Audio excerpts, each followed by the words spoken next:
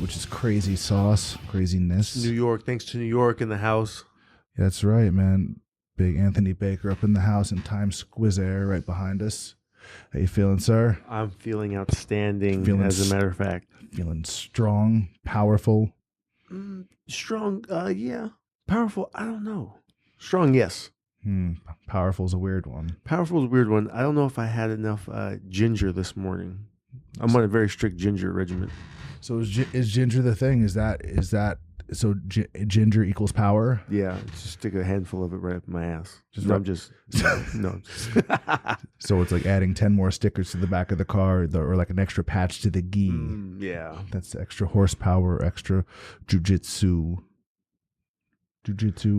power. What do you call it? Like extra like tap power? Like what do you call it? Maybe a little bit of stank. A little bit of stank, a little jits cred. Jits cred. I'm triggered to the trigger word. Jits cred. Jits. You don't like it? I'm freaking out. I don't. It's not that big a deal to me, but some people do get like a little like, have more respect. I've learned to give less fucks, and here's how. Pirate Open Jits Club, and yes, I've seen that, and I love Patrick. Pirate's a great guy. He's a G. He's a good dude. He's like 7 feet tall, and you can't teach that. No, tallest man in the world, top 3. He is tallest man in the world. He's up there with trees and buildings and shit. And Matt 6 a.m. morning class. Matt's too tall. Matt's maybe top 5. Yeah. There's. I don't think there's other people that are as tall as Matt. I think it would be weird if there were. Extremely awkward, and especially if they were in close proximity. They're standing by each other. Freak out factor through the roof. Yeah, these are very tall people. They're difficult to deal with on the mat sometimes, and the mat is difficult on the mat to deal with. His name's Matt. That's what we're doing. It's a play on words. See that? We just dropped some shit right there. You see what he did there? So, man, it's funny. I'm looking at. Are you a Reddit guy? Do you read the stuff? I actually just got introduced to Reddit maybe in 2015, just recently. So I am behind on the times. So there's for jiu-jitsu on Reddit, I guess whoever moderates it, if you're any belt but black, you can just say you're that belt. But if you want to tell it that you're a black belt, you have to verify your lineage. So you have to go and take pictures of, I guess, your promotion and show your username with your picture, because someone will go on there and just say that they're hoist racy. Exactly. So you have to prove you are who you are. So I had to put that I was who I was, and I thought just saying like, here's my Instagram, because it's me, like a link to your Instagram. Yeah, it's like, just look at that. And yeah. Then because it's a thing, and here's me holding the thing with my name, and I showed him. I put a bunch of pictures out there. I think I put like one extra one, like no, for real, it's real.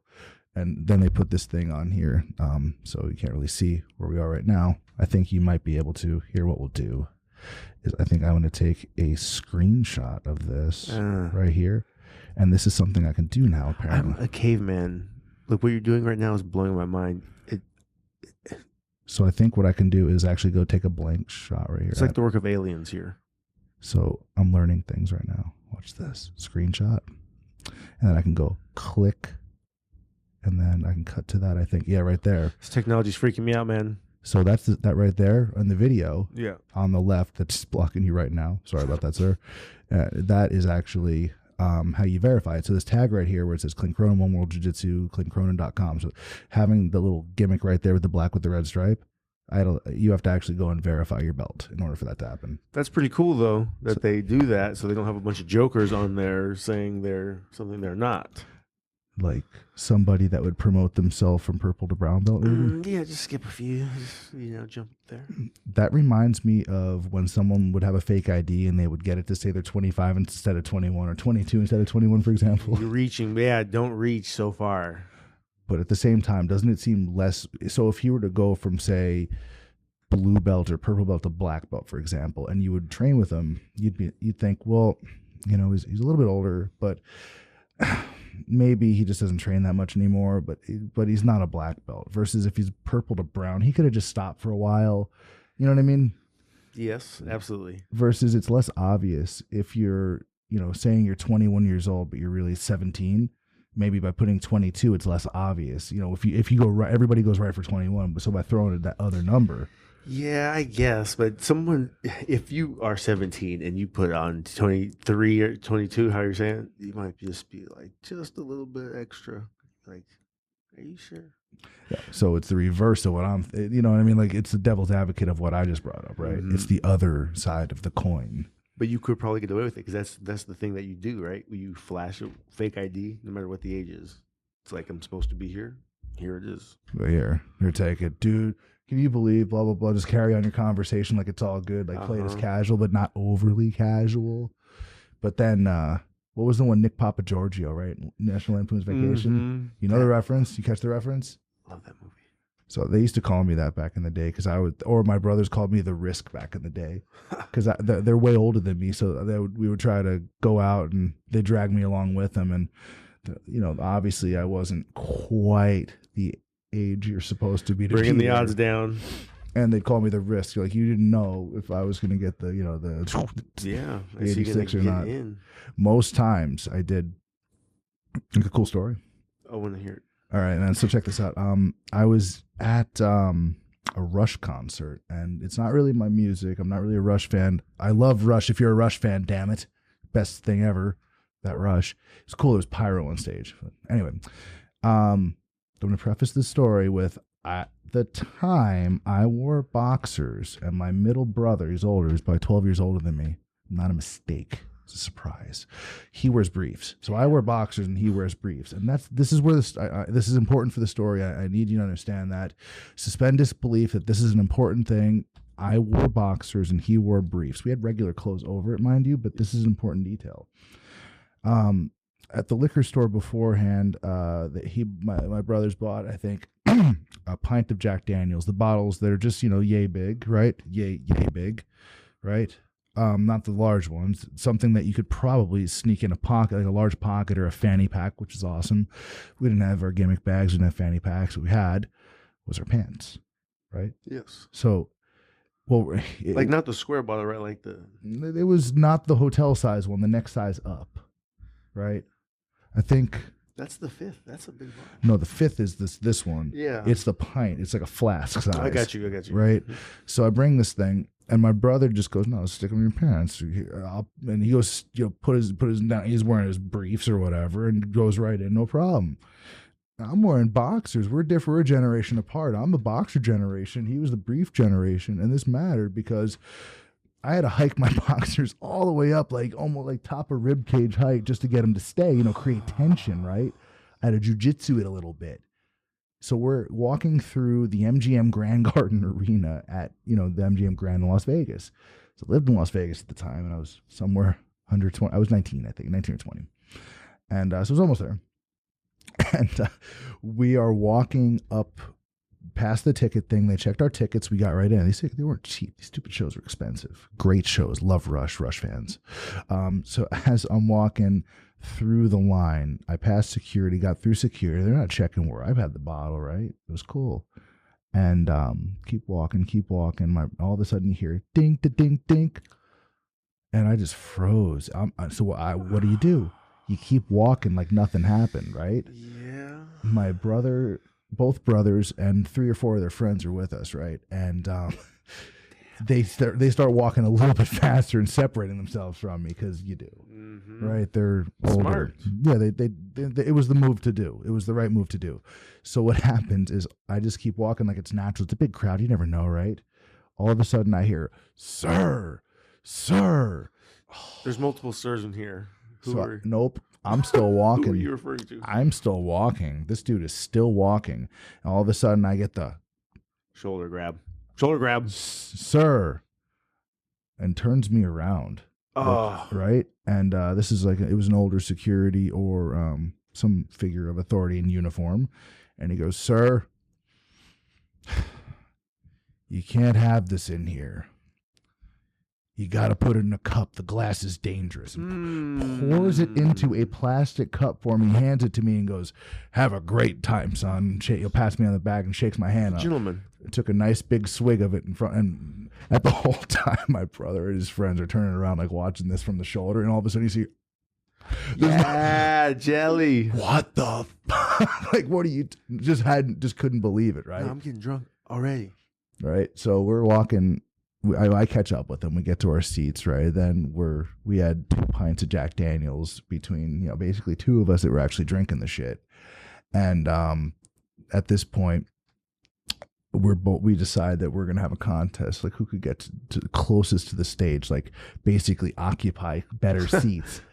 And I wound up with this cup. We got a soda cup where we mixed in Coca-Cola or something with the Jack, and this became this giant 2-pint mixed drink that somehow I wound up commandeering, because you do. And we split up, and I wound up, I think, in the second row. He wound up on the other side of the second row, so we never really got that claim to who had. But I just remember being very hammered, and I wound up going to use the restroom, and I just never could find the seats or where people were again, and I wound up just kind of being over it probably about 3/4 of the way through the show. And I had my roommate just like kind of pick me up on the Strip, but like if you go to leave the MGM Grand, you can't just get out to the Las Vegas Strip very easily. There's that gate around it because it's on the corner of Trop and Las Vegas Boulevard. I've been to Las Vegas one time in my life. So yeah, that's, man, oh man, you missed both of those parties. What the fuck? Anyway, as we're huge gate trying to get out. Yeah, you can't. And how I got from the MGM Grand without going through the actual exit to my friend's car and then home, they picked me up like right on the Strip. And it was just the timing of them just swinging around when I came out there, and it was very unsafe what I did. Don't do any of the things that I just said happened. They did. They're verifiable. So are you having to like jump and scale walls, or what's so dangerous about I don't know. But you're blacked out right now. I'm not blacked out, but I was in action mode. Brown out. Action mode. It's action. Like you're like execute mode. We're not really thinking about feelings much. We're thinking more about like, let's get things done. Just do it. Just do it. Yeah, just do it. On a mission. I was Nike Airing that shit. On a mission. I was on a mission. I was just doing it. Bo knows the whole thing. I was doing that, and I was fine. I had a great time. I hung out with my friends, and I wasn't at the concert anymore, which is a downer because Rush is awesome. Rush fans. Mm-hmm. I don't know. But there's pyro, so if you get really close to the stage, there's this crazy fire pyro stuff. Shit. Yeah, it's cool. It's a Canadian rock band.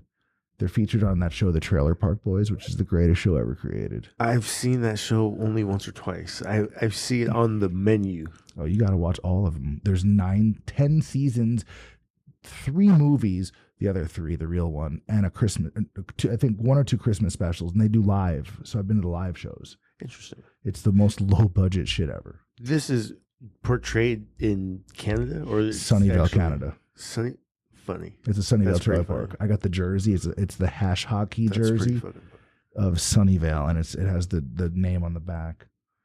Yeah, they're in a trailer park. Is this like HBO or is it regular TV? It was on Showtime for a time, and now it's all on Netflix. So they commissioned the new season on Netflix. So it's a trailer park. I'm sure there's some missing teeth, drug use. There's all of those things. Snoop Dogg, I think, is on it a little bit. Shut up. That's so funny. And then his show he has online, he has the Trailer Park Boys on there. Ha! It's awesome. Yeah, it's a thing. Me and my brother, we'd watch Trailer Park Boys. It would be our like family thing. It's the stupidest show in the world, but it has like a cult following. Yeah, I like those shows. Those are some pretty good shows usually. It's like the subculture or somewhere will be like totally has its own set of catchphrases and all this stuff, and it doesn't make any sense. If you just sit down and watch a random episode, you're like, huh? Yeah. Why this isn't funny at all? And then you get into it and you're like, no, I get you get it. You know what I mean? You go for the character development, right? Mm-hmm. And then you're into it. Always Sunny. Hello. Dude, that's a great show. But some people are like, this is so weird, and it's like, but this is hilarious. This show's hilarious. That's Danny DeVito. Danny DeVito, he does great writing, and then Charlie Day. Hello, these guys are killing me over here. That's what's his name? So Charlie, Danny DeVito. What's the sister's name? I can't remember the other guy's name. Is like their actual name. Sweet D, Caitlin something. I feel like Sweet D and Mac. Mac Oh, and Mac. Dennis. I can't remember what their true names are. What was Country Mac? Yep, When- he was a badass. Sean William Scott was Country Mac. That was Stifler. Right? Stifler. Everything way cooler. Everything was. It was a great show, man. It was Always Sunny is hilarious, but it's the same kind of thing where it will have those little inside jokes or these crazy ass sayings like a rum ham. Rum ham. I remember that they were because that was the Jersey Shore. Funny. With the syringe in the sand, and the girlfriend was on ecstasy, and she like hooked back up with the one brother, and he was so excited, and then she sobered up, and she's like, "Dude, get away from me! What are we doing here?" He's like, "So we're not together anymore." Love that show. It's a great fucking show, man. That's awesome. I'm excited about that. I like that show a lot. You know what I like? I like your show. I like what you got going on here. This is a trip, huh? Yes, it is. So you probably are seeing us in Times Square right now, which is really where we are. New York. Or there's a studio that happened at some point, and this thing's green as fuck, and there's all kinds of equipment over here that I know how to use it sort of now, but I don't know how to use any of it. The first time I sat down last October with Kingsbury, and we started recording stuff on USB microphones. Now I'm looking like this thing. This is crazy. Like I made a thing and I talked about Reddit and I put it on the screen and now it's in the video. That wasn't just on the screen. That was in the, so when you watch this on YouTube, when I showed it on the screen, it's in the video. Ugh. Yeah, I'm telling you, it's like one of aliens. Yeah, and you can just, if there was a second camera, you would just you'd add it there in this piece, and you click just the number, and it goes there. So, like the Reddit thing was just boom, right there. I'm freaking out. When I got out of the Marines, I didn't have a cell phone for like almost a year, just because I didn't want the hassle. Oh, so there's that. Boom! Look at that. We're back. And we phased. And we phased. Safety meeting. And we phased. And we're back. And we're back from the safety meeting. How's it going? Boom, check it out. I was like, hold on. I need a tissue real quick. We're back. We should like switch spots and like teleport. We could teleport. We could totally teleport. Oh, man. Hey, I don't know if you guys are ready for this out there in TV land. You know we're going to break something. We tried this. Like, it's not going to work. It's going to be too loud. It's going to be like, oh, this cool idea. And yeah, but there's going to be soda all over the place. Yeah. Coke Zero on my head. I'm going to trip over all there's cables and stuff. It's not going to work. It will, though. It will one day. We'll get there. We need Asian cameraman number 1 or 2 over here. Sunny. It's always sunny in Sunnyvale. Like, because he knows the buttons to push. And I'm not trying to say I'm an idiot with computers, but I'm saying that when I'm trying to record and I'm trying to do that at the same time, I don't get it. But people just gloss over things. Like, just go to properties and click over here, then go to the Outlook. Like, what are you talking about? I don't know how long it took me to figure out that mixing board, to even mess with GarageBand, to even try to put on the most basic outline of a podcast. That took like weeks. That literally took weeks. Yeah, I completely stopped that. Like I played with that app for 5 minutes. I looked at it and I decided that no, this is not what I'm trying to do. This thing's doing things and I can use it to do that, but I could probably use a frying pan as a hammer. I'll use a frying pan to hit myself in the face. Like, no, I got that thing. You see the little red button that's red? Mm-hmm. The red button that's red. So I'm not trying to be condescending, but there's a red light on the red button. Yeah. That means it's doing the thing. It's recording. You just push it. Legit. It's literally, you push the red button and it happens. And then I connect the thing here and there's a sync thing and just happens. It's fine. It's way easier. I just learned how to use email. Stop it. Yeah, I'm lying. But seriously, though, every time my work computer gets like these new weird updates and they'll add new programs on there or like change something, ever just so subtle change. And I'm backed up for like 2 weeks trying to relearn because I'm a total caveman. And it's not that I'm scared. Well, maybe I am scared of it. All right. and I'm not embracing it. I'm not entirely sure what it is, but there's definitely like a weird hold up. Yeah, like the elderly.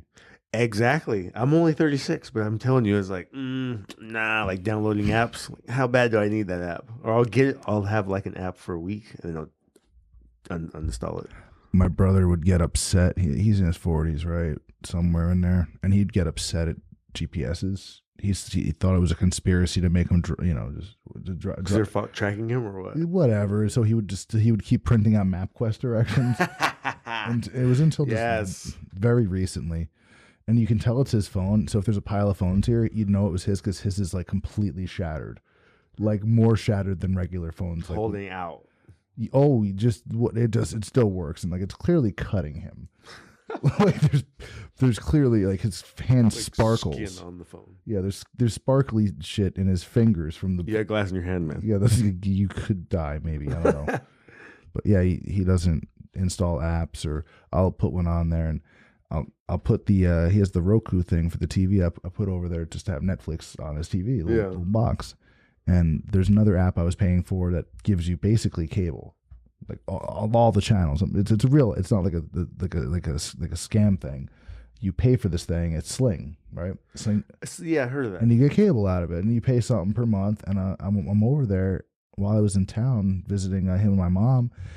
I said, here, let me just put this thing in the Roku, and then basically have cable on this TV. He's like, don't touch it. So it works. He has Netflix. He's cool with, but that's plenty. Don't put any extra thing on there. It's gonna fucking break. Yep. It's like the Nintendo with the cartridge. You gotta blow in the thing. Oh, don't touch it. Don't touch it. He's gonna call you a week later and say something's wrong with it, and you have to try to talk him over it. Phone. Between him and my mom, I've been fixing something wrong. He's not that bad. My mom, she thinks she gets computer viruses all the time because there'll be a pop-up that says to call a phone number, or something happens there, and you just turn the thing off and turn it back on. It's fine. I'm that guy though. They'll be like, what happened? What happened to this thing? I'm freaking out, and they'll just like go open that window and then click this. Like 2 easy little basic steps. Like, oh, freak out, uncalled for. So, yeah, so a lot of people that were in the Bay when all this stuff blew up and apps and all this stuff, you were in a hole somewhere. I was. No, literally. I'm not being condescending. You were in the military in a hole. I really was. But I feel like even just as it was booming, just as it was like taking off, even more like, late 90s. Well, I graduated high school right 98. So there's cell phones and things are going on. But in that 2000 period when, shit got really involved, military, Marines gone. Yeah. And someone would come around with another cell phone. Like, what can it do? You can ignore calls while you're on the phone with someone else. Like, holy crap, blew my mind. How funny is that? I remember when call waiting came out, and that was a big deal. That's so funny. It would go beep beep, and that was a thing, and you would just ignore it. And then the people that didn't pay for call waiting, you would have a friend that would. You ever have that friend that like needs attention right now? Like right now, they're freaking the fuck up, man. Yeah. Or like whatever, right? Some situation where someone has to talk to you right now. Back in the day, we had emergency breakthrough. Oh, I was thinking you were gonna say that. That's hella funny. I forgot about that until you started leaning on the. It was like the collect call lady. Signal. The same, but she was like, so funny. She was more assertive than the collect call lady. Yeah, I had an emergency breakthrough. Yeah, it was, and she would say it like she was excited about saying it or something. Like emergency breakthrough lady would come on, and she'd be like more assertive, and she'd be like, "We have an emergency breakthrough," like that. Like it's an emergency breakthrough. Super belligerent. From Chloe. Like what the fuck? There's no emergencies from anything named Chloe. Stop it. There's none. Ever. Is it even a real name? I just made that name up, but my friend has a dog named Chloe. Okay. What kind of dog is it? A little bulldog, like the run of the litter. Little cute little thing. French bulldog? No, like a English one? Like, yep. Saggy face. Oh, like the sad ones. The ones that look not happy. But it's a runt and super energetic. Oh, yeah. Pretty cool. Little Chloe. Little Chloe. Okay. I haven't seen Chloe in about 2 years, though, 2 or 3 years. I'm sure that dog's still around and kicking, though. I had an American Pit Bull Terrier for 11 years. That was an awesome dog. But with housing and bringing it anywhere, they'd look at you like you were going to sell meth immediately. they're like, you're white guy with a pit bull, probably selling meth. You're like, yeah, this guy, he probably bites people. Like, yes, he's got something wrong with him. Like, how many syringes do you have on you, sir? Go ahead. So it's really hard in California. But what I found is that I can't do it. The emotional rescue dog, or what do they call it, where you can have the paper and it says that it's for like medical emergency. What do they call it? It helps you emotionally. Like the stress dogs or whatever. Yep. It's not. It's like a service dog. It's like not a safety dog, but it's like on the tip of my tongue. It's a service animal. It's a type of service animal. Yes. Emotional something, right? Yeah, like relief. Yeah, and they bring them into restaurants. But it's companion animal or something. Companion animal, and because it's medical, you can't ask. That's the way like HIPAA works. I think medical privacy. You can't ask someone what's their illness, and so and it's actually one where you can get a paper, and it can say that you need it to have your dog with you for emotional support, and it's a valid thing, and you're not supposed to be able to be denied access to places. That's why you see more, like I saw on a Southwest flight, the girl getting on there with the dog, and which as long as it's quiet and stuff, I don't mind. I love animals. I love dogs. It's when they show up in restaurants with them. Does it matter how big the dog is? Like, can they say, that Saint Bernard is not a companion dog? See, I don't think they can do that. It just matters if the dog can like pass the test, right? I don't think that's the thing either. I think. Oh, interesting. I think the way that the system is set up is such that you can't really question it. They're therapeutic. They're like, emotionally. The other dogs, right? Like the service dogs, they have requirements they got to meet, right? Not too barky or licky or anything like that, right? I feel like but that's for a particular service. If you just have some sort of emotional scarring, I guess the idea is like, no, my dog is what the fuck I need, and that I think is how it works. And if I'm wrong, it's cool to correct me because I'm wrong a lot, and I'm just saying words. I'm making shapes with my face and sounds are coming out. And if they sound like something wrong, just send a thing to the thing and at Clint Cronin on somewhere. And we'll get back at you. And we'll be like, hey, we were wrong about the dog thing. I love dogs. But so there's two breeds of dogs that I was looking at that I kind of want a dog. Right.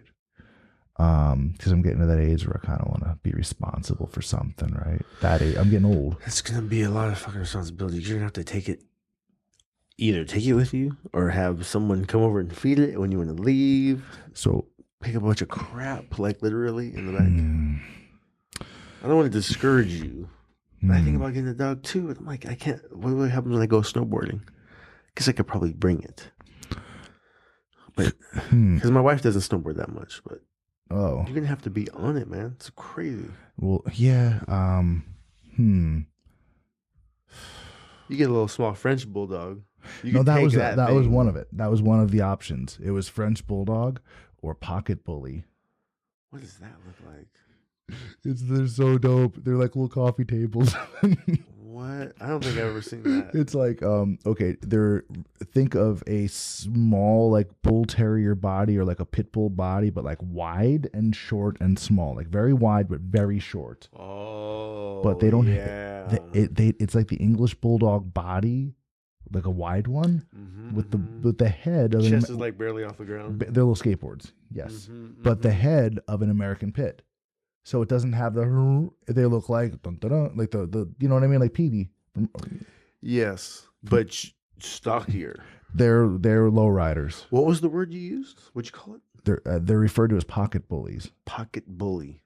Well, they're bully dogs. And then a sub breed of the bully dog breed is pocket bully. Interesting. And there's other ones too, but there's big ones where you're like, dude, what are you talking about? It's like those cows with the double muscles. Yeah.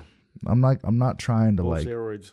Yeah, I'm not trying to intimidate people with the dog. It looks cool. It's a little skateboard guy and little legs. It's cool. Like that French bulldog though, he'll get much more access. That's what I was gonna say. I'm like the little French bulldog guy. They're first of all, they're adorable. Pretty freaking cute. Making me want to vomit. Yeah, a little bit in my mouth just now. There's just like, oh, look how, just a little too cute. But yeah, there's fawn colored ones. I want a fawn French bulldog. That'd be cool. Light brown? Yeah, like khaki. Mm-hmm. Mm-hmm. Like a nice like a khaki, that BDU Battle dress uniform, perhaps. Yeah, like that color. BDU. Like, I want a BDU French bulldog. Like that should be a thing. And I think that would be cool to have one of those. I wouldn't be homeless with it. What would you call that thing? Oh, you've engaged me in thought. Hell yeah. I give your dog a badass name, even if it's like a little dog. You give it this huge name, so when someone who doesn't know your dog, they hear the name and they're like, lightweight, get intimidated. Like, oh, what? What kind of dog is it? Killer? What? What kind of dog is Killer? Little French bulldog. What's up? Come here, Killer. What would I call him? Let's come back to that because I'm going to think about it a little bit more.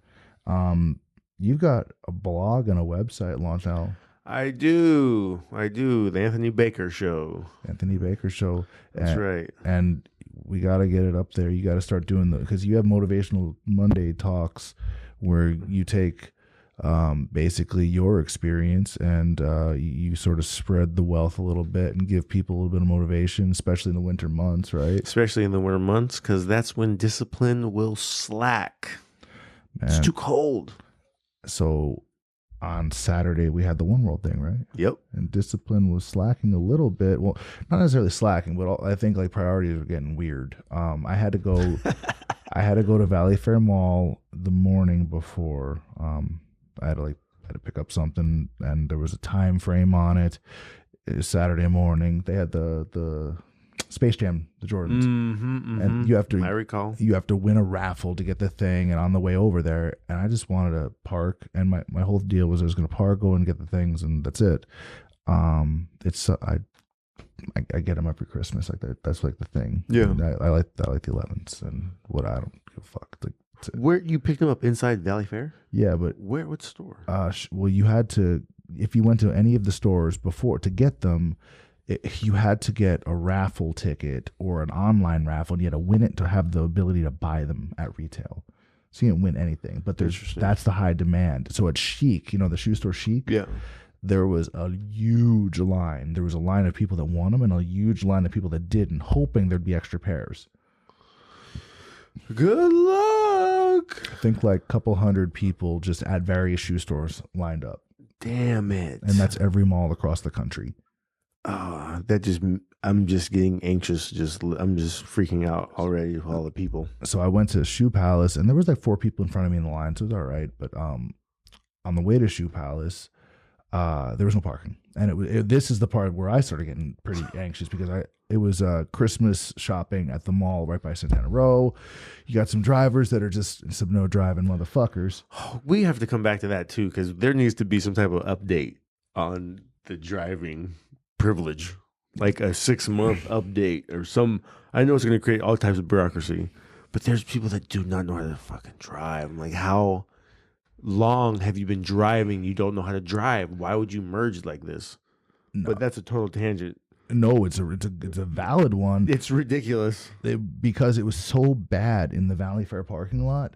I'm looking around, and what do I see is just lines and lines and lines, just full, and valets going. There's valet there. Taken up, yep. And then people are indecisive. They don't know left, right. They don't know what to do. People doing just all kinds of crazy things. People walking across in front of a line of cars on their phone texting and shit. Don't even get me started. But what I do is zombie. They are man. Zombie. I go. I saw Cheesecake Factory. It was wide open. And it said Cheesecake Factory customers only. And I'm thinking to myself, grab lunch. No, we're about to go to a potluck. Mike loves cheesecake. I'm at the Cheesecake Factory. Perfect. Fuck this shit. I'm going to walk in. I'm going to park right in front like a doctor. Joe. Like a doctor. So I'm going to park right there. I'm going to go inside Cheesecake Factory. I'm going to buy the cheesecake, but I'm going to ask them to kindly hold it a moment. I need to go grab something real quick, just 2 seconds, right? G. So I go, I buy the cheesecake. How much is a cheesecake supposed to cost? Like, what? Seriously? So I did hear a little bit about this, but just just to go along with it, at Safeway at like a grocery store, you get a cheesecake, $15. This was $64. Mm-hmm. Mm-hmm. Whoa. What are they doing in there? It's a factory. You think it would be like, the fucking what do you call them? The parts, the standardized parts. There'd be a conveyor belt, an assembly line. There'd be some standardized process in this factory that would make the process efficient. No, that was like handcrafted. This is handcrafted. This is not okay. $64. That means I was thinking to myself, I'm like, hey, beautiful. Hey, it's a thing. Yeah, I tried. That's what you did there. Didn't work. I'll try. I'll work on that. That's what you did there. So then I'm thinking, man, these shoes just costed an extra $60, and then I thought, I'm like, no, you're going to a potluck anyway. Was it going to show up in nothing? And I almost did. $60 cake. It was a $60 cake, and then people really didn't go near it because there's so much food. Yes, but it was so much to kind of deal with. When you open it, it was these little individually huge cakes, sliced, double dipped chocolate things. It was $60. I think I still have cheesecake. Like another piece or two here. Yeah, I would say to ration the hell out of it because it cost $64. And keep it till the absolute end, just before it expires. It's like that piece of wedding cake you put in a fucking freezer for a year. You're supposed to save it for a year. So it's crazy. I feel like maybe you do that with that one. Yeah. Hold out on that cake. $60. Hello. And here's the thing. I'm not saying it was bad. So for me, I feel like one of the things that makes the United States great is Oreo cookies. I feel like there's other sandwich cookies that are like okay and whatever. I like lemon cookies. Those things. Really? It's like crack. Like literal crack. Like Oreo cookies for show. Another like those sandwich cookies. The other ones. I had recently like it was 2 Thin Mints with something in the middle, some type of cream in the middle, covered in chocolate with candy cane crumbles. The fuck? Oh, it was so bomb. I don't know where one of the girls, my coworkers, she came and had some for everybody. Double layer, chocolate dipped, peppermint bark on the outside. Oh, or whatever. It was little candy cane, so it was all minty, right? Because it was like Thin Mints. See, like Girl Scout Thin Mints. Because I'm thinking of like how strong a candy cane mint is, but then it's like not so light. It just gave it more extra like crispy texture. Bite to it. So good. So I could sit there with some Thin Mints and I can kill the entire box and both sleeves done. I don't feel bad. Both sleeves done. I feel bad because there's some. The last time I went to Brazil, I had just bought my Girl Scout cookies and I spent like good $50 on. I got Thin Mints. Like I hoarded them like it was the last thing I was. Like end of the world shit. They have Thin Mint Girl Scout cookies in Brazil. Hell Is no. that what? No, before I left, I bought them and I stashed some I got here. You. And I also stashed. I bought a bunch of the green tea Kit Kat bars and strawberry Kit Kat. You know the Asian ones. I've seen those. I haven't tried them. There's cheese Kit Kat too. Oh, they're good. They're all good. Oh, I don't know. Is it like American cheese or like when you say cheese? Is no, it like sweet? It's like chocolate kind of cheese, like cream cheese. It's not like Monterey because people make weird candies. No, like they weren't as good as other ones, but I wasn't mad at them. Okay, I got it. Like once you're like ew, but then you bite into it, you're like, oh, this is like not a terrible thing. So I left all this shit that. These aren't things you can get often. Are they the best thing in the world? No. Would I rather have an Oreo cookie? But the Thin Mints, I was pretty excited about. And I had someone that may or may not have been my middle brother house sit my house. And I came back and anything with a gram of fucking sugar and it was gone. Anything with a gram of sugar was gone. And he would say, I replaced your ice cream. But then he'd eat the replacement. But then he'd buy another one and he'd I'll that be replacement. furious. I'm getting mad right now just hearing the story. I'm getting furious. I'm still upset. Wayne, you owe me some fucking Thin Mints. Fucking up, Wayne. You just got called out. I want my Wayne. Thin Mints. Oh, I ate your ice cream, but I replaced it. It was many boxes of Thin Mints. But I ate that ice cream too. So we train a lot, right? Yes. And so diet is important. It's critical. Rest is important. It's critical. Absolutely. But I like joy too. Yes, I do as well. I take a lot of pleasure in like completing a task, right? Completing a project. Yes. Growth, learning things. But I also like some fucking Oreo cookies and Thin Mints. Hell yeah. So all those things that you talked about prior to those Thin Mints and those little goody, those little morsels of goodness was about being disciplined and focused. Yeah. If you can stay the path, be disciplined, be focused for the time, when it's time to relax and have a bunch of $64 cheesecake, you have 2 slices. You have 2. Because the time and the weeks in between was disciplined. Yeah. I feel like when you half-ass it on the mat or in the gym or training, In right? the kitchen. Whatever, when you half-ass it, when it's supposed to be hard work, right? They say 15 good engaged minutes of training is better than an hour just being like, how's your day? Oh, dude, I don't know, like not really paying attention, not being present. Nope. Right? So I'd rather see 15 hard working minutes just going hard than an hour of just, there's the half-ass training where so much more benefit. Like, do you ever go to class and you don't give 100% and then you go to eat and it's just like you don't feel it? But for me, I like to go hard, bring it all out, lay it all out there, and then when I'm done, it's like I feel like I earned that meal. Hell yes. Glycogen stores depletion. Just totally depleted. And a lot of couples out there that the girl's like, you spend so much time doing jiu-jitsu, or vice versa. There's a lot of women in jiu-jitsu now where the guy's like, dude, you're out there with those guys so much, blah, blah, blah. Consider this. And this is strategy, guys. And if I'm fucking up your game a little bit, I'm sorry, but check this out. I'm sorry. This is the tip, and this is for the significant others out there with the jiu-jitsu significant other, right? So, if you want to talk about something that might be like a little bit, you might get resistance under normal circumstances. When a person who trains hard and leaves it all out on the line, when they come home, they're thinking 3 things. And once those things happen, they're nice and relaxed. The glycogen store is depleted, and they're just trying to think about 3 things.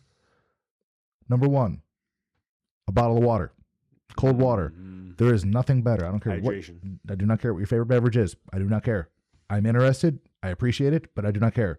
At this point, cold water is the best beverage ever. It tastes better than anything else after you trained your ass off. You got that steam coming from your head, right? From your body. You're like, oh my God. It's like I'm on fire. You are on fire. Get you some water. Best beverage ever. Number 2, a shower. How good is that shit? Best ever. And after that, number 3, clean clothes and a fucking meal. That meal. That was 4 things. But a meal. And then some clean clothes too. I don't know how to read, but I can do a little bit of math. Just a little bit. The food. Food, water, shower. Not in that order. Shower first. Don't be gross. Don't be. Hygiene is huge. What can I go out on a limb here and say that, because health and well-being, right, all go in this little basket together. Yes. And if your hygiene level was maintained or increased, you might get a little more enjoyment out of life.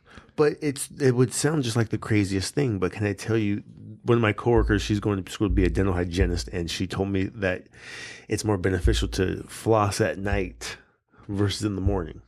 Okay. And I didn't really understand why, but I guess because of all the goop throughout the day. There is goop. You clean it out at night before you go to sleep.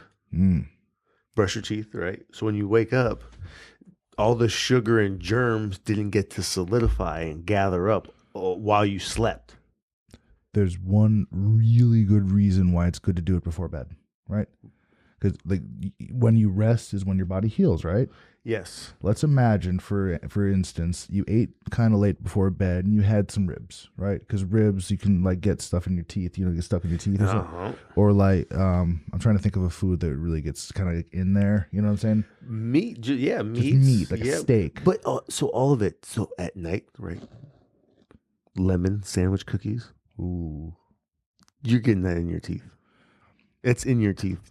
With Even more caked on than the ribs, probably, right? Well, with the ribs though, if you have like any gap between any of your teeth, like I have It's in some, there. that it's gonna get stuck in there. But what happens is if it's there overnight, it could become inflamed and infected, I believe that. right? I believe that. And but if you ever floss when something's stuck in there, it's like that relief feeling. Hell yeah. You ever get a toothache because something was stuck in there? Mm-hmm.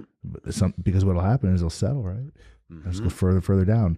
So yeah, definitely floss before bed for And sure. that's what the girl was saying, because overnight, right, it solidifies, and Yep. they just gather more and more and more and more. So by the morning, this healing process that didn't take place instead went to like reinforcement of this bad stuff. Yeah, it's trying to break down a foreign substance, which good luck. You ain't breaking down ribs. So it might even be similar to, like, you know how atherosclerosis in your heart starts to happen, right? Your body's trying to pull the plaque, and it's trying to pull the toxins out of the Yes. bloodstream, so it puts them on the wall. Then it narrows the wall by doing that. So your body thinks it's helping you when it's slowly killing you. So that's why it's better to eat right, and it's better to, increase your hygiene level. The heart, man, that's some deep stuff, man. Yeah, I had to go out there just right quick because it just kind of hit me. I was like, oh, that's probably one of those things that's happening where your body thinks it's probably helping itself, but you're like, oh, it's doing like this double damage. So there's a doctor that had a radio. Did I tell you about this guy before? It's like his name is Dr. Harry Fish. It sounds like a fake name. You know what? Yeah, we talked about that at practice one morning. It sounds like a fake name. Harry Fish. It's he was on the Sirius XM. He had his own show there. He was on the Howard Stern channels. Because it was a men's health show. It was like the first kind of men's health show out there on the radio that was like, that's all it was.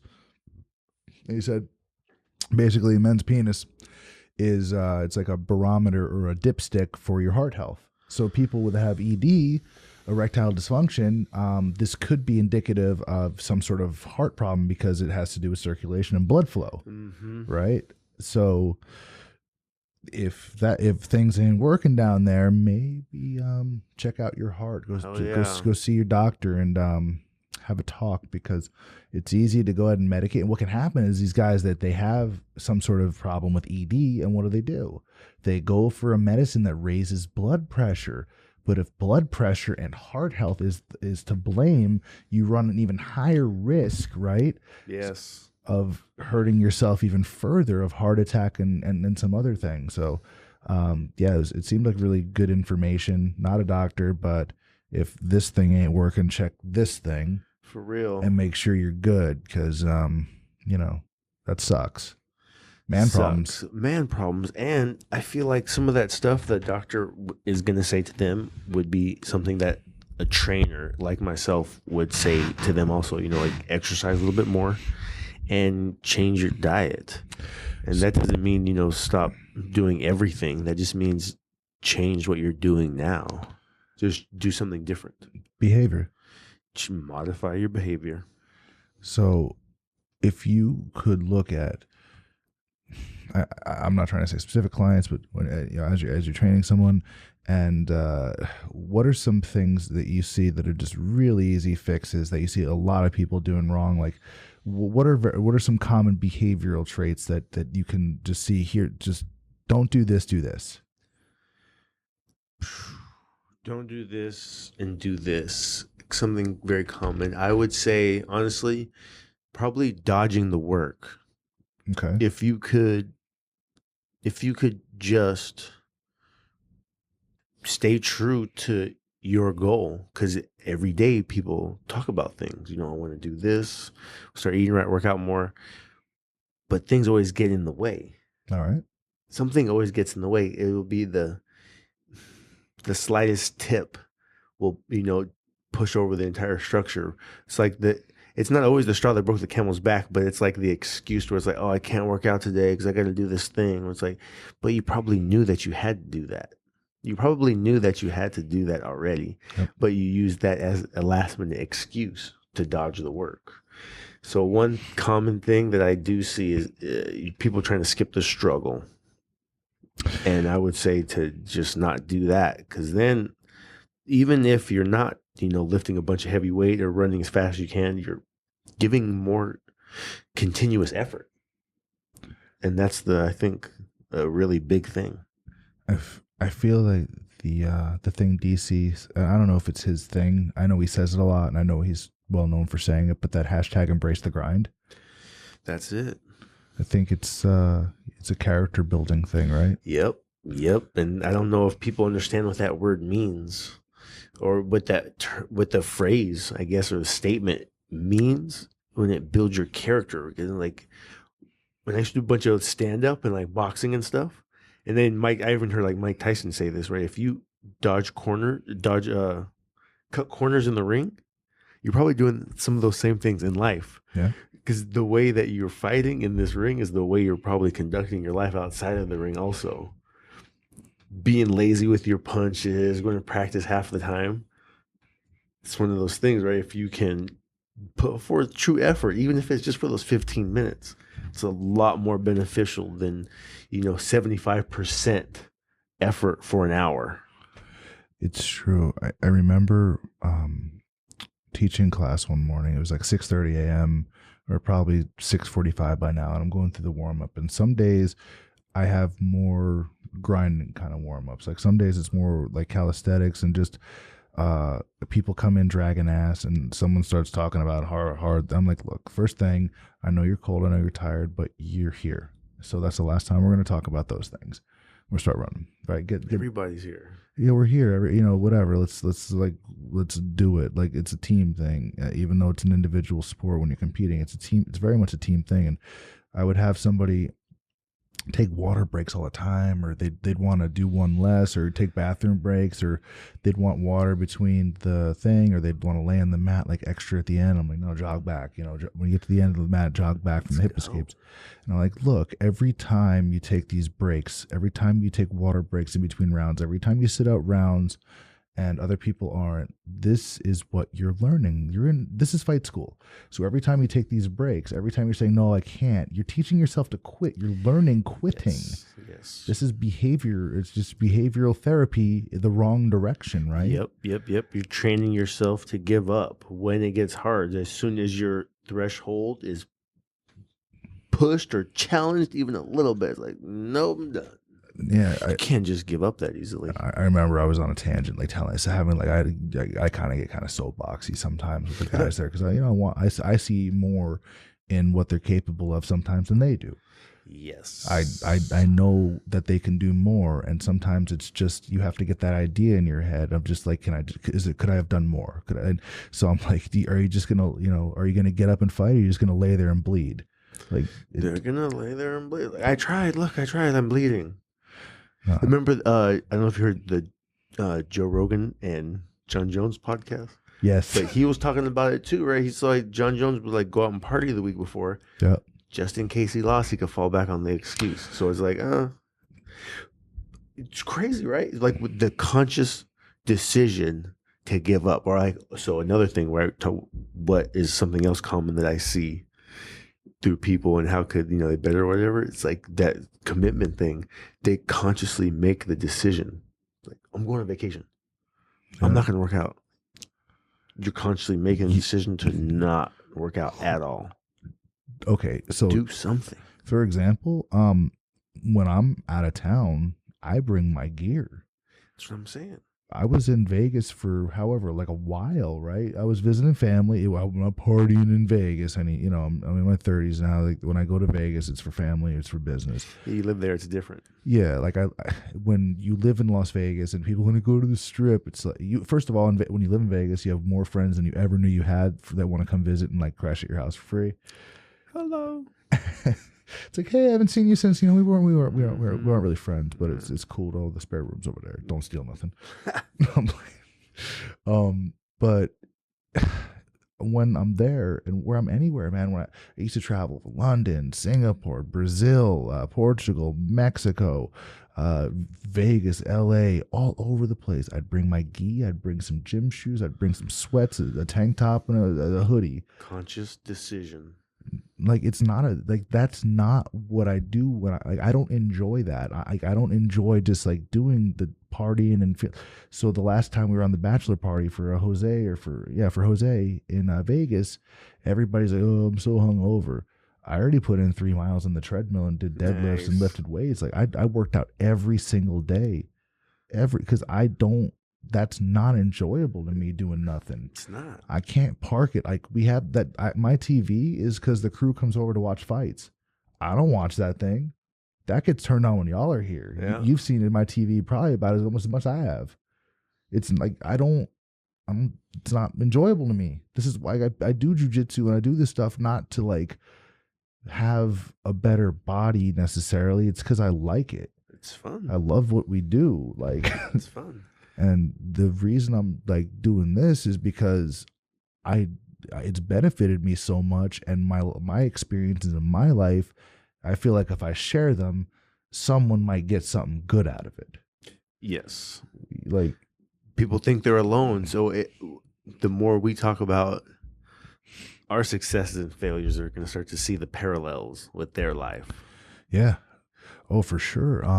It's crazy because it's really easy, especially in like the winter months, man. There's less sunlight. Money's tight for lots of reasons. Holidays, right after summer. Family stuff, and you get sick, and just all kinds of things, right? School can be like trying to go back to school, right? In the fall, you gotta buy books. What about midterms, right? Like paying for freaking out. There's a lot, and it's really easy. And it's a slippery slope. Like if you have like depression sucks. Like some people, like a lot of people that are depressed, they don't even know. Yes. And there's a stigma where like depression somehow means like weak or crazy or bad. Yes. And some people will go undiagnosed their whole lives and stuff. And I feel like, well, first of all, that Submit the Stigma that group's awesome. That the Aaron. They do seminars. Like they just had the one for we had somebody from Coyote Terrace pass away.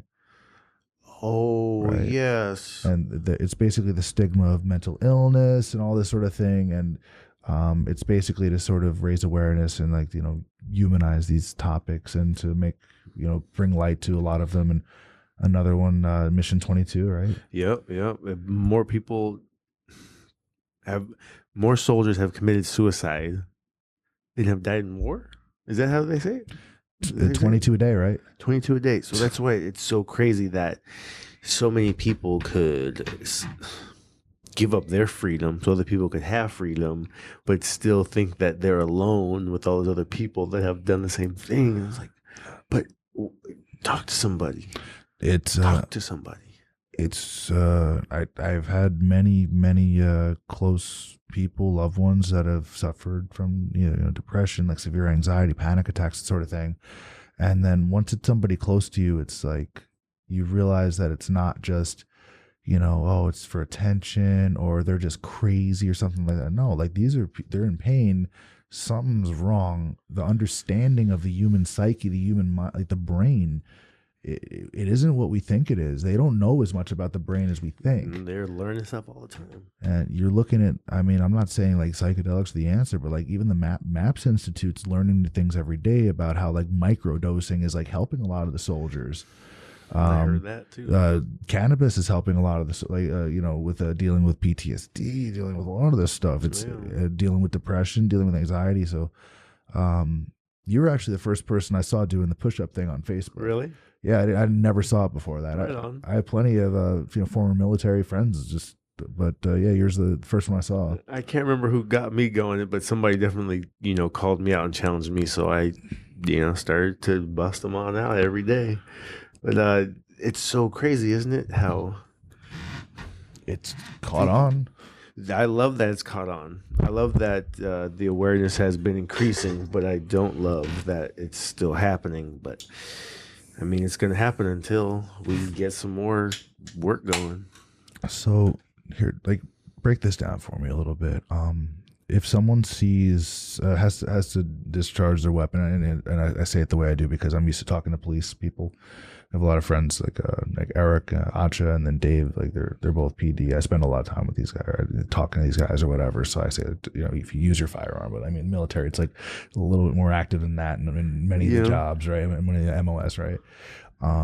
So like a tour ends in Fallujah, wherever, Afghanistan, wherever it is there, what I understand, and correct me if I'm wrong, like you would generally not go directly home, like you'd wind up like Germany or somewhere, like decompress. Yeah, for the most part, that's how we cycled out Pakistan and Afghanistan. After September 11th happened, we were in Australia and they rounded us all up out of the bars. Like Shore Patrol was in their uniforms, going to nightclubs and bars and rounding up all the soldiers and Marines, whatever. But after leaving Afghanistan and Pakistan, we definitely had liberty in Australia to kind of help you relax, I suppose. I'm not entirely sure why, but, living on the boat for so many months, being in the field and out there in the bush, for weeks and months at a time was just like over a month in Pakistan. And again, like just over a month in Afghanistan. I feel like everybody definitely wanted some time off, right? Because where'd we go first? Perth, Australia. Oh, cool. Super cool. Right. We were there supposed to be for just a few days, but we ended up staying like an extra 3 or 4 days. Whatever. We were all ready to stay. Run wild some more. So what I understand, and if this is not true, let me know. But I heard this on Joe Rogan, and I've heard this from other people. If your MOS is not something that sees maybe direct field action, like let's talk drone operators, they just go right home. And you can do this job from home. Like you don't necessarily. So if you live in a place where maybe you live near there, if you have your family on base with you, since some of these drones can be operated from very far away. Yeah, remote. Yeah, remote, right? Some of these people go right home, or they don't have these like this decompression period, like you're talking about, like this a buffer between your combat or your field operations and your home life, and you don't have the chance to decompress, and being able to have this zoom capability on these this really high tech drones, seeing that there's a acceptable loss, right? And seeing that acceptable loss through a camera, an HD camera, and it's kind of creeping me out just even seeing it. Like, and then you go home with that in your head. It's like a video game now, and it's like removed. Yeah, just sort of. I'm pretty sure that some of these guys are part of that 22 that you're. Yeah, I wouldn't doubt it. I would not doubt it. So it's then it's funny. I saw the Mission 22 thing. I know Kurt Osiander's been doing stuff with them for a while now, which is really cool. He's pretty passionate about it. He contributes quite a bit. Like he was the first one I saw with the gi. He had the first gi, the Motivational, or whatever it's called, the Defiance or whatever. Like I don't have the cool French accent thing. I don't know. No, I don't. I'm bad at accents. Then the new show your roll was, there's a 22 on it and stuff. Badass. That's the first one I saw where they dropped the price a little bit, and then you could buy as many as you want, because it's not just this boutique thing. It's like, no, we should sell a lot of these damn things because this matters. Like this, and show your roll. Like a lot of people are like, oh, you can never get the gis and blah blah blah blah. First of all, their stuff fits my body type much better than a lot of other brands out there. And then the first thing I saw that really kind of gave me a second, like a different idea of what they were, was when they were doing this autism awareness stuff. They started producing like the autism awareness shirts and stickers and stuff. Cool. And seeing that it was just cool, just seeing like that, that they give a shit kind of. Yeah. And then seeing them do this, and I've got to meet some of the guys from the team. Like I got to like tour the place and hang out and just spend some time with the guys and train with them over at There's a checkmat gym that they had, the Conchacoma. So That's like Los Angeles down it's there, like right? right down the road from Show You Roll, and like I think it's like Los Alamitos or something like that. And just seeing like they were all just really cool. They were all hustling. It was just like some dudes from Guam came up, and they just built this thing. Tight. And you see, it's not like this big operation, but it kind of it's bigger. It's like if you look at what we're doing here, how it's like home, but it's like there's clearly hustle. Like it has like that feeling to it, and like I can appreciate that. Like I don't know, there's like it has that sense of community where we like went there. It was Mark Heinzner, so like he knows like everybody, and he's homies with like everybody. So it was him. And he brought me over there, introduced me to his friends and stuff. It's his family, like his daughter is sponsored by them. His sons are like they wrestle. They're both like badass jiu-jitsu. They're both, I think, sponsored by him now. Cool. Of course. Little 6-year-old kids. She's like, you see Maddie, like his daughter, like she's a G. This kid, she beats up all the boys. Like and because she trains with like Leah Vieira or whatever. Like she's the little kid. Like she has more medals than like most adults like put together that I know. But just like going in there and like we trained with them, we kicked it at the Show You Roll thing. We watched like Masters Worlds on the TV in there, and then took pictures and stuff. And I hung out for a while, just shooting the shit about like old school jiu-jitsu people we knew. And then we went and all trained and had dinner together at right next door. It's like it's all right there. There's like the Show You Roll place, Conjacoma, and then there's a sushi place like right next door in the same plaza. And it was cool. It was like, oh, this is like for me. That's what I like community. Yeah. Yeah, I feel like it's. Did their family like work at those restaurants or something? No, or what? It was just right there. It was like but everybody knew them and shit because it's right there. It's like my neighborhood.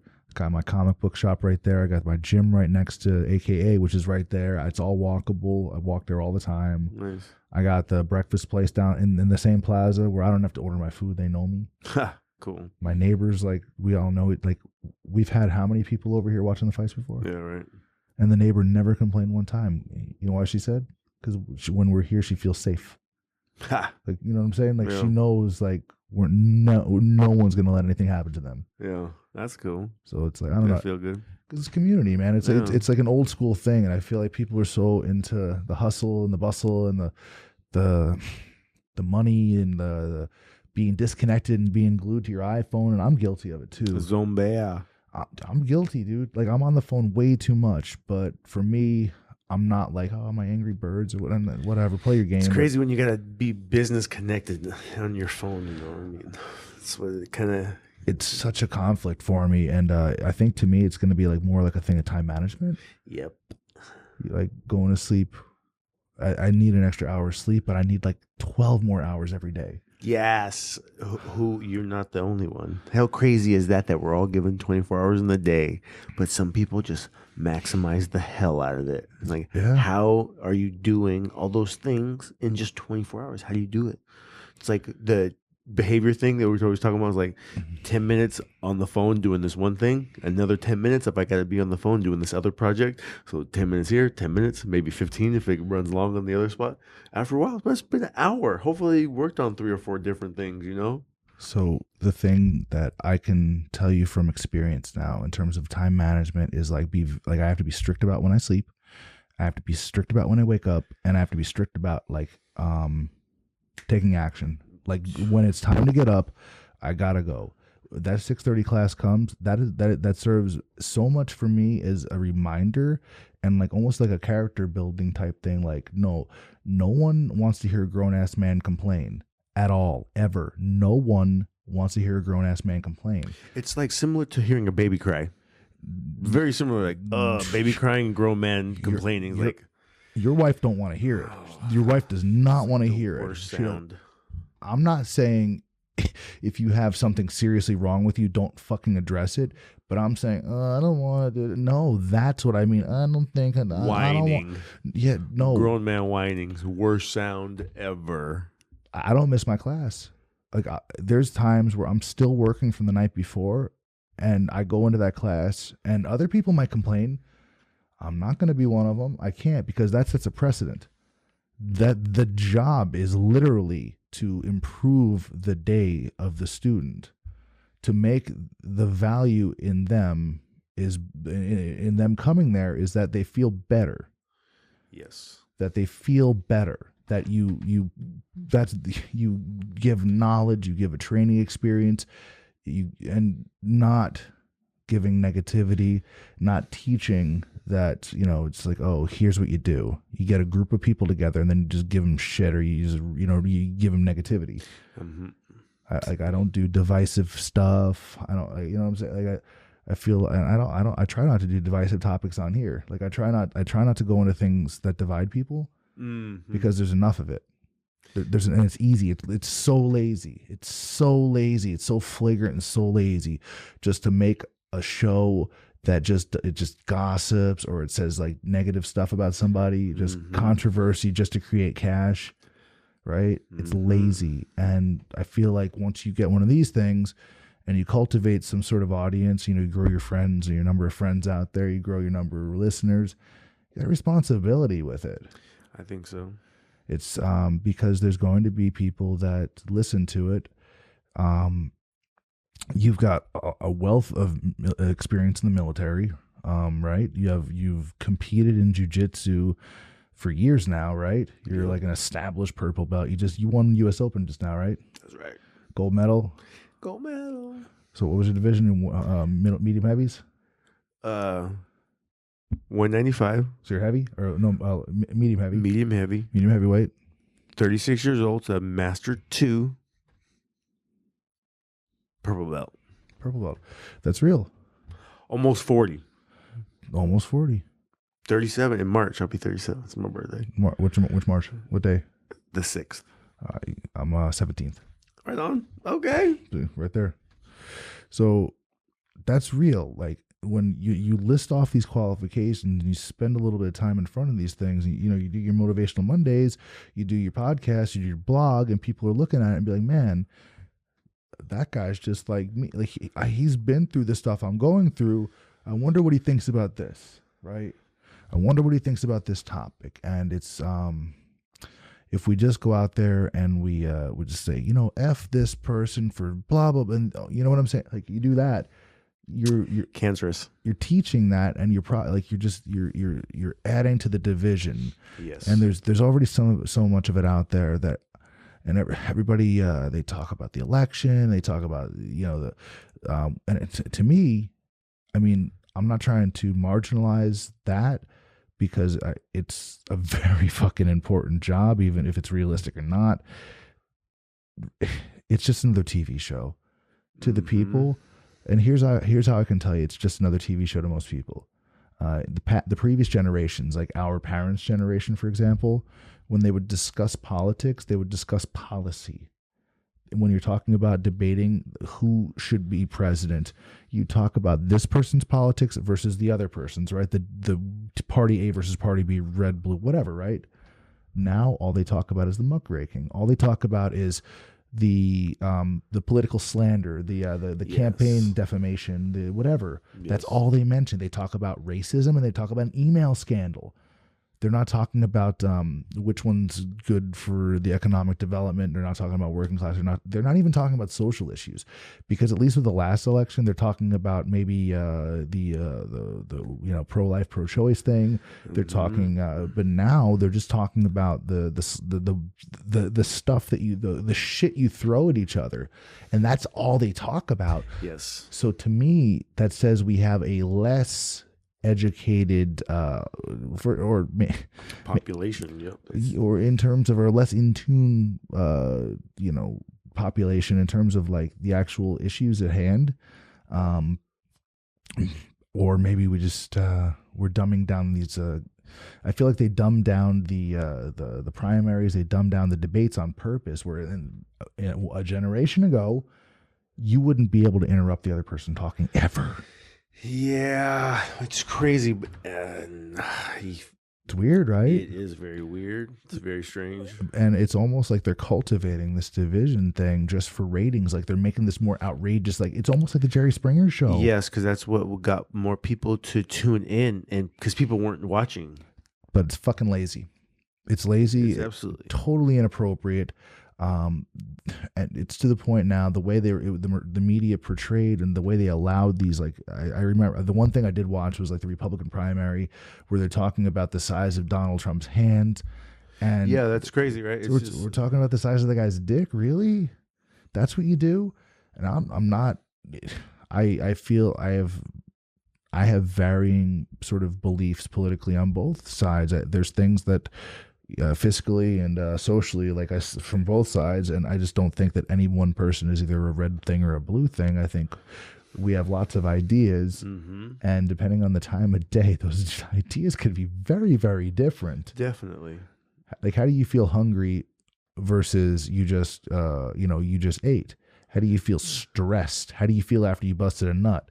Like, you're a different animal before and after these things. All throughout the day. You got to take a piss. You're not thinking politics. You're thinking about taking that piss, right? We're a combination of systems, right? Operating somehow in stereo, sometimes, in concert, and sometimes not, right? It's like the name calling thing just was for that. And whoever the individual was, right? Because it was all kinds of it. It was just some way to gain some type of edge or to look more not necessarily powerful, but just correct and just to gain popularity, I guess. Or like that he could hang on this level because in terms of just being Donald Trump was the skilled, not like politician, but he was like a skilled like television personality. Like, because he's been there, it's what he does. So he just was making up those nicknames for people and just saying the craziest thing. And they're like sliding comments in, going to jail. You should be in jail. What are you doing, man? What are you doing? But people ate it up. He's super charismatic, and people ate it up. And just Hillary with that voice, that mom voice that's disappointed and she's mad at your father. It was all bullshit, man. The whole media thing, it was so crazy. And then from like a citizen standpoint, it's like, who are you supposed to listen to? So what is right over here? What is going on? So crazy. I thought even crazier than in the midst of our election, I'm like, okay, this is some crazy. You can't top this. Putin was even like, yeah, sure. We'll just sort of be back off a little bit during this shit going on, right? I thought, like, for sure he'd have some craziness to say. No, all of a sudden the 70-year-old Philippine president is fucking nuts. You heard about this shit? I don't think so. What are you talking about? Wow. So he decides that drug users are like the devil and they're fucking being executed. Yeah, I saw someone post like that on Facebook recently. I wasn't sure if that was like just recent or if that was like long-standing Filipino law. No. This is like their guy now, and he's basically got it so bad that drug dealers and any drug offender is coming to turn themselves in because their orders are to fucking just kill them. Crazy. So they're turning themselves in. He said, first of all, any in China, anybody that's going to be you go for the death penalty for drug related stuff. He goes, that they're on their own. They shouldn't have done that. They shouldn't be doing drugs. So they're gonna die. Fuck them, basically. And he's like laughing about it. And they was like, wow, that's cold. And then the second thing he said is any Filipinos that live in the United States, they're not Filipinos anymore. They're Americans. And they're distancing themselves from America and they're aligning themselves with China. This is Filipino? Yeah. This is Manny Pacquiao? Is he the governor or president or something? No, he's not the president. He's part of like the Congress there. Like an ambassador or something. Yeah, he's part of there. He's Manny Pacquiao. He's in their Senate. He's a representative. He's part of the government. Right on. He has a real role. Yeah. Like he's part of the actual government. It's not just like Queen of England type shit. He has a job. Crazy. But all of a sudden it's like, wait a minute. And they said they're not going to be like a puppet for the United States. It was craziness. I'm like, I don't know much about his politics besides he's putting drug users to death. Crazy. What are you talking about? Drugs? Stop it. Why? They're there to make you feel better. Do they go about it the right way? Probably not all of them are, but the word drug is stupid. It is. It's a label, right? Super general label. But think of what it covers under the same word. Mm-hmm. It could mean alcohol, sugar, heroin, crack, cocaine, Tylenol, Oxycontin. Ooh, Oxycontin. It's bad stuff. Stay away. It's bad stuff. It's funny. The government was like, with the war on drugs. Remember Nancy Reagan's war on drugs? It was like, What do we do? What do we do? Oh, if we can't beat them, join them. And they productize all the shit that they were trying to get rid of. They were trying to get rid of crack because we had a crack epidemic. Mm-hmm. Remember? Yeah. This is your brain. This is your brain on drugs. Crack. Any questions? But what they do, they gave it to the kids, dude. They made Adderall. If you have ADD, I get it, it's supposed to help. But the majority of people that take it don't, and they use it for studying. You know what I'm saying? Studying how to get high. It's hardcore, dude. It's real hardcore. It's sold like crazy. People get prescriptions just to go sell it, and parents, get it for the kids, and they're like, "Here you go. This will help you study." You know what else will help you study? Not being lazy. Yeah, fucking put them in wrestling. You put sports, just having to make grades. But if the kid doesn't want to, then they're not gonna do it. They're not gonna. And it's your job as the parent. I don't have any kids, right? But it's your job as the parent to get the kid to see the benefit in doing the stuff. Because I definitely did not listen. I didn't see the benefit into listening to what my parents were telling me until I was almost 30. Good 27. Like, I'll listen now.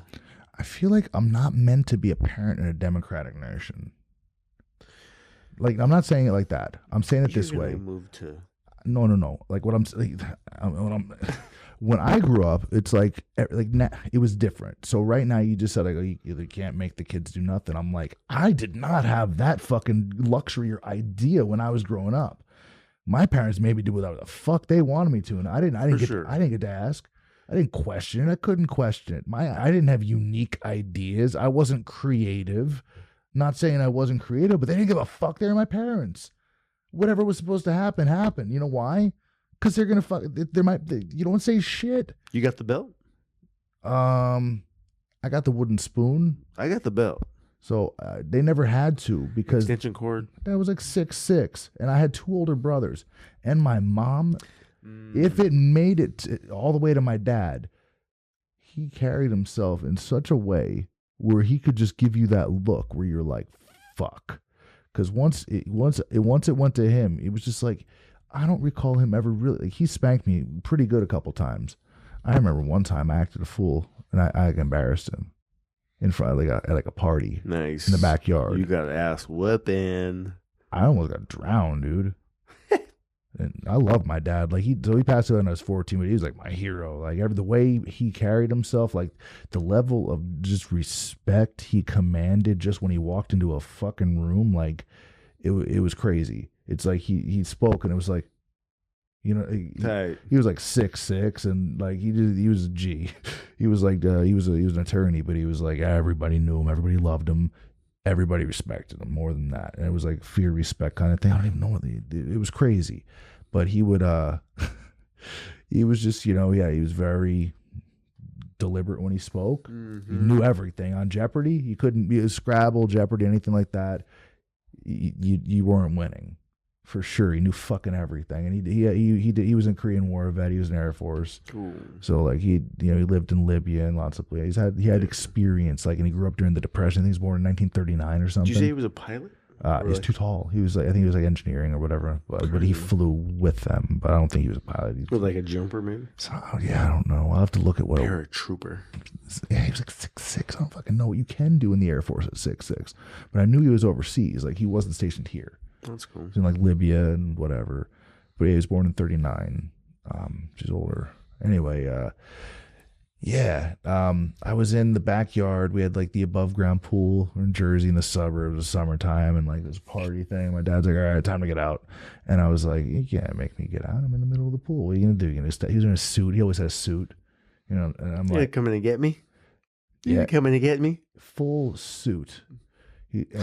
And I told him no in front of the family, in front of everyone, and someone giggled. I think my aunt's like, huh, like laughed at Gotcha. it. Yeah, like laughed that like he didn't have his kid under control or something. He went and got that kid under fucking control. He walked across down the steps of the deck, puts his cigarette in the ashtray because it's the 80s. He had his Lark cigarette. He sounded like a gentleman. He didn't just flick it onto the ground. Oh no! Put the cigarette in the ashtray. In the ashtray. Starts walking. Building this anticipation.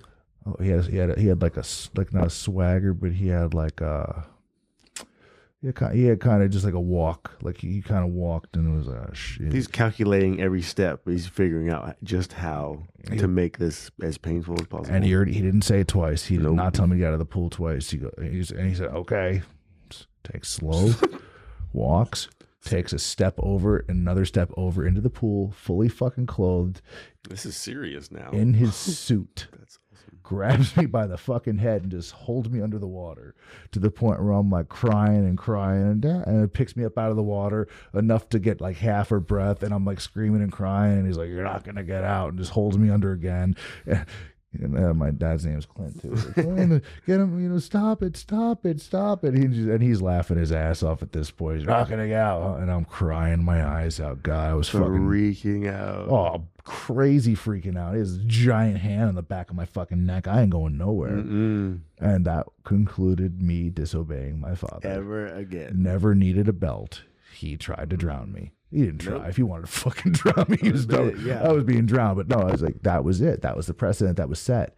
And no, if I acted up or something, it was usually my mom. How old were you at that moment in the pool? I was a little kid. I was a little bastard. I was but I had two older brothers, and like they'd use them, like yeah. You thought you were gonna get away? Oh no. He grabbed me, just held me underwater. I was like, shit. And no, it's not child abuse. I'm fine, and no one died. You call the CPS. He fucking died in '98. It's fucking, it's too fucking late. But it's water under the bridge. Yeah, it's water in the fucking in-ground or the above ground swimming pool. We didn't have a good one. We were at the bottom of a hill, so the water table, we were like almost below sea level. We had like the basement that flooded and shit. It's the worst. I heard someone that in my work was talking about Texas. Now it rains very frequently, so much that people's houses and basements get flooded. That's ridiculous. I'm from California. I cannot understand that. I don't want to get it. Well, the thing wasn't even that it rained so much. Like it rained, right? But it was that I was on a coast city, like I was on the ocean, like right there. And then we were at the bottom of a hill. So being that close to the coast, you're sea level, literally. So you would dig a little hole in your front yard like this fucking deep, and you'd hit the water. Crazy. Like legit hit the water. So at the bottom of a hill, it would rain and it would go down the hill, and then the basement, it would just fill with water, man. That's it. The ground would absorb it. Fucking there you go. And then we'd have like a bilge pump, like a hardcore, like 2 plug-in like vacuum pumps that would sit there and like pump out the basement. Like imagine like on a boat, right? Just so crazy. Yep, it sucked, man. So we had a pool table down there. We had like the coin-op machines, the video game one. We had Tron. Oh, that. Yeah. I just love California, man. I hear all these stories about other states. Well, you guys are lucky as fuck here. Yeah, hell yeah. I'd watch fucking awesome. Every TV show. You guys would have these really nice schools. Like, yep. Look at Independence High School. College. Looks like college. I think it used to be, I think. That's better than the community college I went to. I was like, fuck y'all with this high school. It's but they ain't learning nothing. Oh, I don't know. The quality of teacher. I'm not sure. Now I don't have any kids. I don't really know, but I hear the things I hear. Maybe it's just lazy parents talking. I'm not entirely sure. Maybe it's a combination of things. Apparently, they ain't parents. Marshall. No, you caught it. I got you. You got it. That guy can rap his ass off. He's a good rapper. And I feel like in 2016, like very recently, somebody was like either challenging him to a rap battle. What? Yeah, hello. And like, you don't want to do that. You don't want to. 8 Mile was about him. Somebody was talking and thinking that they were going to get the better of Eminem in a rap battle. I don't remember who exactly it was. I'm going to have to get back to you on that one. But I don't know why they would even think that. He's so pissed off. Kills people. All the time. Why would you fuck with him in a rap battle? I don't know why. And I feel like, honestly, it was somebody who cannot rap at all. There's plenty of those, man. Plenty of those. But that's why it was super duper crazy. You can only auto-tune so much shit, man. Like, reality's going to kick in. And Marshall Mathers is pissed. Eminem's pissed. He's the angriest rich dude that I know of. He's fucking good. He's a good rapper. What about what's your favorite Eminem CD? You know what? I actually was just listening to what's on the tip of my tongue? I think it was Marshall Mathers, actually. So I loved Marshall Mathers because I felt like that was the one where he really like had the balls to be different. That's when he's like in the house or on the porch, right? Was that with Stan? Yeah, that album. That album was good. That guy is so good. And the one I like a lot, I think, is called Recovery with Cold Wind Blows on it. That's like later, right? That's like later album, I think. But front to back, that album is just one of the hardest hitting, like I think best rap albums and just like best pieces of work he's done. I can't remember that album. It has that Cold Wind Blows song on it. It has I Love the Way You Lie on it, Rihanna. It has that Untitled song at the end that's it's awesome, and he just like he slays on like a couple of these tracks. He just slays. He listen to that again. Like it's like polished, right? But he's pissed, and then he has a couple singles on that thing where you're like, how is this even not on the charts? I don't even think he released them as singles, but there's just I know Slim Shady and Marshall Mathers and the Eminem show were all Eminem show is the with with Elton John. That's an awesome CD too. There's a couple that I weren't a huge fan of, but those three plus Recovery were insane. I think like Recovery might even be my favorite one. Interesting. But I haven't listened to the old ones in a long time. Yeah, you go back and listen to them because now when you listen to them, you're like, damn, he was saying that stuff. I can't believe he was saying that. Awesome though, such a good rapper. Who is? Eminem, yeah, same. He's such a good rapper. So crazy that the things he used to say, and that how people are so butthurt over the simplest things now. Like, did you guys forget? Did you guys forget? Yeah, what it used to be like. You must have forgot. But I think maybe that's also why he's kind of like dropped back, maybe because he knows he gets so much flack from people being so butthurt. I think he drew back because what else is there left to do? Yeah, that too, and he kills bodies. Yeah, slay rappers. Who is on that level now? Like I feel like rap changed, and like it got different, and it's all auto tune now, and the way they rhyme, like the cadence even changed a little bit, and it's that syrup got fools. They got their brain all jacked up.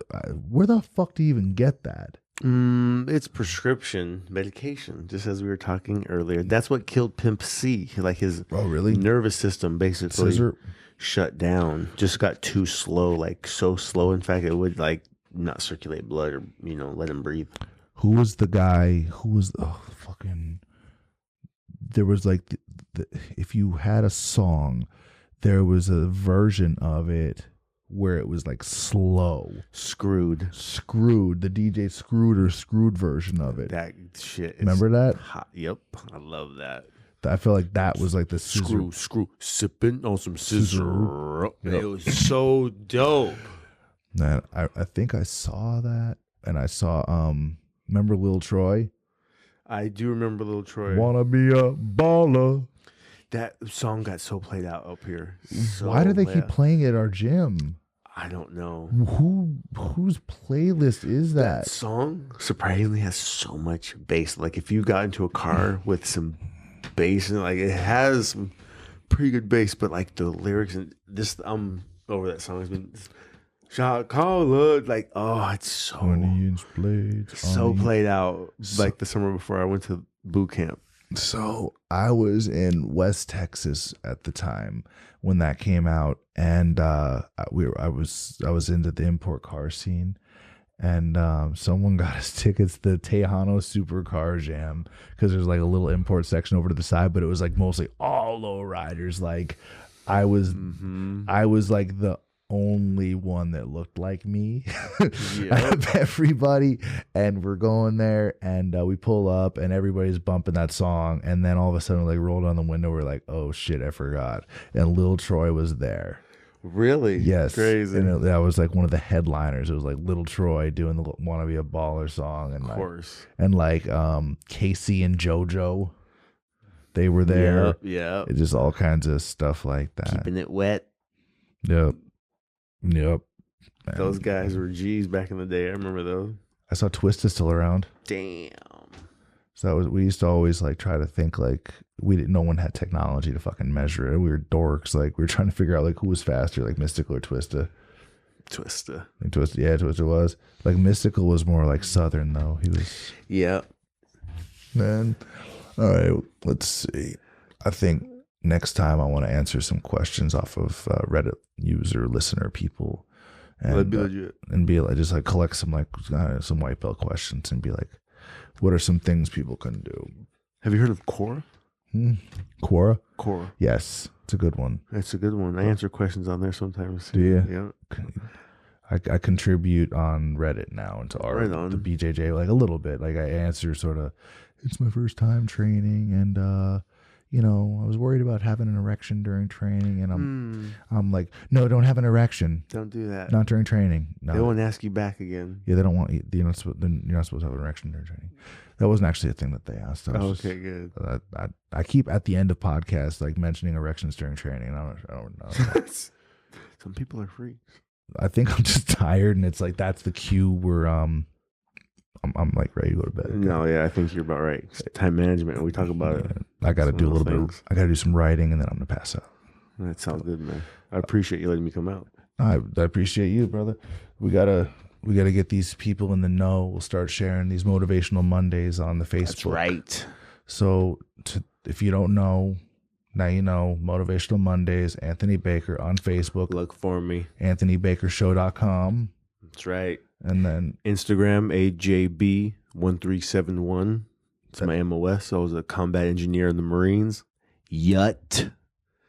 AJB1371. Instagram. Snapchat, AJBBJJ. I feel like we got to get you like something that's easier for people to remember. Yeah, it's too many J's sometimes. What you can do on Instagram is go to like under the account part, and you can like add another account to your Instagram, so you could have a separate one for your show. Smart. Or just like change the name of yours, fucking Anthony Baker Show. Anyway, that's Anthony Baker. He's gonna motivate you on Mondays. He did the one. It's on the Clint Cronin Show Facebook. Today we recorded over by the brick wall of motivation, the brick wall of doom, the brick wall of bricks, the wall of bricks, the wall. We recorded by the wall. That's your limitations. You gotta break through them. You gotta break through them. No glass ceilings. Don't be a basic bitch. Do work. Fucking put in the work. And whenever you're doing something, whatever it is, right before you're done, just think, could I have done more? Could I do more? Like when are you satisfied with the finished project? Like with the finished product, just be thorough. I'm not saying be neurotic. I'm saying be thorough. I think being thorough is very important. Yeah, take pride in your work, and everything we do. You know, wake up in the morning, go to the gym. That's work, right?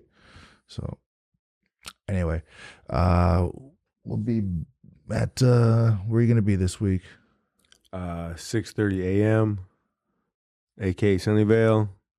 Damn. Moffat Towers Club. Come and see me. We'll try to come and get fit. Sunday night, open mat, One World Jiu-Jitsu. I do believe my mother-in-law might have a birthday party I have to attend to, but if I can train, I'll be there. Saturday, I got a work party. The holidays, this here it goes. Talking about the discipline. Things getting in the way of training. I had two of those this last week. I had to go to the one over at my day thing, and then I had to go to the One World one. We were there, so we had that one. Gotta stay disciplined. I got a story about last night. Open mat, because I saw you open mat. When I went to leave, I realized that like I was carrying all my shit, my gi, all my stuff to get out of my car, right? So I went to go into One World to do open mat. It was raining. I'm like, whatever, whole thing.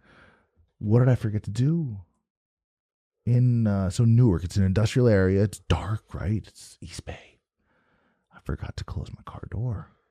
But you was open? The whole wide open, parked next to other cars, and not locked obviously because the door's wide open. Guess how long? Whole time. Oh my god! So I got there when like 6 something and didn't go home until like when it was over, I was like one of the last people out the door. I was like, night, Nam, just me. I go out to my car. My door's still wide open. It's dark. No one's left. Wide open door, not just like unlocked? Wide open. Oh my God. Like the dumbest, like most forgetful thing. Like you're doing too many things at the same time when you leave your door open like that. Like, what if I was a parent? What if my French bulldog named? I didn't forget about that. Oh, what do we call a French bulldog? I'm gonna have to sleep on that one. It's gonna be a hasty name decision right now. You're not gonna like it in the morning. You'll be like, "Nah, I don't know if I like that name." John Denver. Yeah, like I said. Rod Stewart. Like I said, we're gonna sleep on it.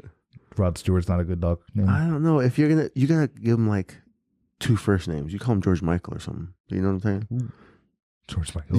2 first name like for the dog, like a Bluth. Mm-hmm. All right, so but because Rod Stewart, the French bulldog, could have been in that car. It was a very irresponsible thing to me. I left it open, and what was in there? There's $2,500 things. Walk off. Oh, there's some sunglasses in there. Some Leao Optics sunglasses, because if you want quality eyewear made of bamboo for the jiu-jitsu lifestyle, you definitely want Leao Optics. You don't want somebody walking off with those, because that's a quality piece of equipment right there. They protect your eyes with polarized lenses, and the frames are bamboo, so if you dropped them in a puddle, because it was raining, some deep puddles, they'd float to the top. Interesting. Right? You're in Brazil, right? You're going through like a waterfall or something. It's beautiful. And you got your shades on. You got those Ray-Bans on. They're falling. They're gone. You have Leao Optics. They're floating to the top. Right?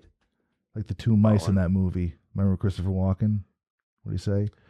There were 2 mice that fell in a can full of cream. The first one, it swam a little bit and it gave up and died. That second mouse, he kicked his little mouse legs so much and so fast and so hard, he turned that cream into butter and he climbed at the top. Today, I am that second mouse, just like that. With my Leao Optics, I'm that second mouse. So those Leao Optics glasses were in there with some other they might be Prada or something, some other Prada glasses, right? Fancy, man. All kinds of shit. I got some podcast gear in there, because only the best for those Clint Cronin show listeners. Hello. Right? Y'all, see the camera. Look how good we look. We don't look this good in real life. This is fucking Holly weird over here. Def. Can't fuck with this. We're in Sunnyvale right now. It's always sunny in Sunnyvale because it's Sunnyvale. It's like it's always Pleasant and Pleasanton. Mm-hmm. The 2 places are kind of interchangeable on the map, though, if you just think about it. That place, there's nothing out there. There's like 4 office buildings that all look the same, and Gorilla Jiu-Jitsu is one of them. 0. They got 24-hour McDonald's. Interesting. It's all right. With the double line. Don't need that. Go to Five Guys. Go to Five Guys instead. Don't need that. If those 2 ever merge, like Five Guys and In-N-Out Burger, it's going to sound like kind of an inappropriate film for dudes. 5 In-N-Out. Guys, 5 Guys In-N-Out? 5, yeah, I don't know. You could like amalgamate the 2 into one thing, and it's all like, I don't fucking know. Anyway, no one stole anything. And this is East Bay. Well, lots of love for East Bay. It's all about the city. I like Oakland. That's where I go floating. I go to the float. You go all the way out there? You don't do it down here? I like Oakland floats. Damn. They're nice. I like the place. I like the staff there. I like the culture in the place. So that's my sensory deprivation tank place. And I also like going to shows there. There's one for the Oakland fires, and the fire that happened that sucks. Ship. I'm very sorry. Condolences to all the people that lost someone. There's a memorial show at the Fox Theater, which is a fucking awesome venue for going to live shows. And then Primus and some other bands are going to be headlining that, so it's really cool. Yeah. So I like Oakland, but there's crime. Some car. Lucky, man, you got lucky. No one took anything, nothing. I think that's a testament to the jiu-jitsu community. And that jiu-jitsu community is represented at gyms all over the Bay Area. And on Sunday nights at 5:30, we all converge together as one community at One World Jiu-Jitsu, because we are about one world. We're the real One World Jiu-Jitsu, Newark, California. And the people on the open mount, we're represented by people all over the Bay. All over the Bay. That's right. It's friends, it's family, it's free, it's easy, it's freezy, it's a little bit on the cold side. Outside, but inside it's warm with love, sweat, and jiu-jitsu. Come through, 5:30 p.m. See Baker, see me, shake the hand that shook the world. Anthony Baker, Clint Cronin Show, 2016. Go to anthonybakershow.com. Get motivated on Monday on his Facebook. It'll be on Instagram Live soon too. AGB. Sacrifice, sweat, smile. AJB1371 on Instagram. Snapchat AJBJJ1371. Hit me up. I feel like we said everything. I think so. I feel like we did. Time to manage that time even more. All right. Bedtime. Do work, world. Love you.